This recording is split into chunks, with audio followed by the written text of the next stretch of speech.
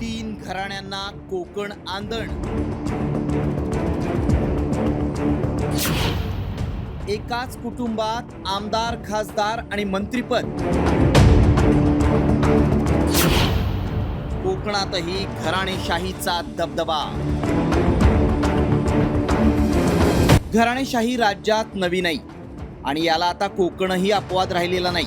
विधान परिषद निवडणुकीच्या निमित्तानं घराणेशाहीचा मुद्दा पुन्हा एकदा चर्चेचा मुद्दा ठरलाय आणि यात सत्ताधारी तिन्ही पक्षांचा समावेश आहे। घरात खासदारकी आणि मंत्रिपद असतानाही मुलाला आमदार करण्यासाठी वडिलांनी कंबर कसली आहे। त्यामुळे आता कोकणातील रायगड, सिंधुदुर्ग आणि रत्नागिरी हे तिन्ही जिल्हे प्रत्येकी एका घराण्यानं वाटून घेतल्याचं चित्र निर्माण झालंय। काहींच्या घरात आमदारकी, खासदारकी आणि मंत्रिपद आहेत, तर काहींच्या कुटुंबात दोन दोन आमदारकी आहेत। सर्वात आधी पाहूयात रायगड जिल्हा।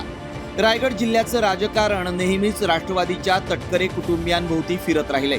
सुनील तटकरे आमदार झाल्यानंतर पुढे मंत्री झाले आणि त्यांनी गेल्या 4 दशकात आपली जिल्ह्यावरची मांड पक्की केली। तटकरे खासदार झाल्यानंतर त्यांनी आपला बालेकिल्ला असलेल्या श्रीवर्धनमधून 2019 साली आदिती तटकरेंना विधानसभेवर निवडून आणलं। मग या सरकारमध्ये आदिती तटकरे राज्यमंत्री झाल्या। त्यानंतर महायुती सरकारमध्ये त्यांचं प्रमोशन झालं आणि त्या कॅबिनेट मंत्री झाल्या। इतकंच नव्हे तर रायगडमधून तटकरेंचा मुलगा अनिकेत तटकरे विधान परिषदेच्या निवडणुकीसाठी मैदानात उतरले। ते निवडून आले तर एकाच घरात खासदार, मंत्री आणि आमदार असणार आहेत। रत्नागिरी जिल्ह्यात मंत्री आणि शिंदे सेनेचे नेते उदय सामंतांनीही घराणेशाहीचा कित्ता गिरवलाय।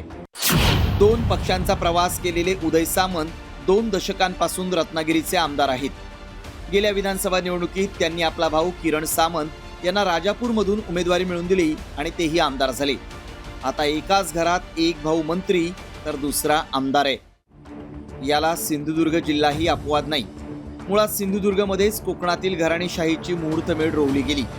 शिवसेना, काँग्रेस आणि आता भाजपात असलेल्या नारायण राणेंच्या घरात सगळी पदं आहेत। एकेकाळी संपूर्ण कोकणावर वर्चस्व असलेल्या नारायण राणेंनी मुख्यमंत्री, केंद्रीय उद्योगमंत्री पद भूषवल्यानंतर आता ते भाजपचे खासदार आहेत, तर त्यांचा लहान मुलगा नितेश राणे कॅबिनेट मंत्री आहे।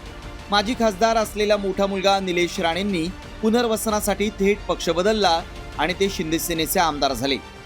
एकाच घरात आता मंत्री, खासदार आणि आमदार आहेत। राजकीय नेते कोणताही मोठा निर्णय घेताना किंवा पक्षांतर करताना कार्यकर्त्यांना विश्वासात घेऊन निर्णय घेणार असल्याचं वारंवार सांगत असतात। मात्र निवडणुकांमध्ये उमेदवारी देण्याची वेळ आली की आपल्याच कुटुंबियांना प्राधान्य देतात, हे आता काही लपून राहिलेलं नाही। आणि एकेकाळी काँग्रेसवर घराणेशाहीचा आरोप करणारे पक्षही आता याला अपवाद राहिलेले नाहीत।